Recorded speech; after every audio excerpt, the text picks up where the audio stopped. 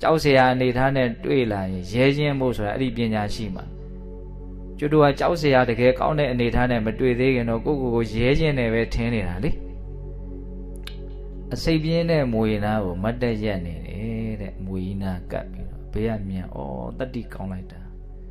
ဘယ်ဟုတ်မလို့မျက်စိမမြင်ဘူးတဲ့သူကမွေနာရက်နေတာမမြင်လို့ရက်နေတာသူ့ကိုတတိကောင်းတယ်လို့ပြောလို့ရလားလူအများစုရဲတယ်ဆိုတာအဲ့ဒီအဆင့်ပဲရှိတာနော်သူတို့ဘာမှမသိသေးလို့သူကသူတို့အဟုတ်ကြီးထင်ပြီးတော့မန်နေနဲ့ရဲနေတာရဲရင်နေတာ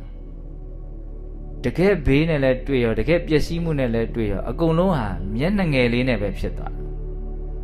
။ဒါပစ္စည်းကိုအားကိုးတယ်ပစ္စည်းရှိရင်ထောင်လုပ်တယ်နော်။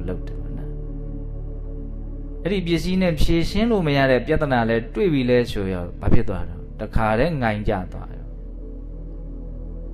ဘဝမှာတကယ်အားအကိုးတိုက်ဆုံးအရာစိတ်ကိုရဲရင်စေတဲ့အရာအမှန်သိမြင်နားလည်မှုပညာဒါပဲရှိတယ်တကယ်တမ်းအဲ့ဒီပညာကအခုသင်ယူလို့တက်ကြွထားတဲ့သင်ညာရေးသဘောအရဖြစ်နေတဲ့စာမွေးအောင်တာတွေပွဲရတာတွေဒါတွေကိုရည်ရွယ်တာမဟုတ်ဘူးအဲ့လောက်မလွယ်ဘူးရဲချင်းဟုတ်တော့ကဒါသိအဲ့ဒီပညာလောက်တက်ရင်လည်းတာမန်ပွဲထဲမှာတော့ရဲမှာပါနော်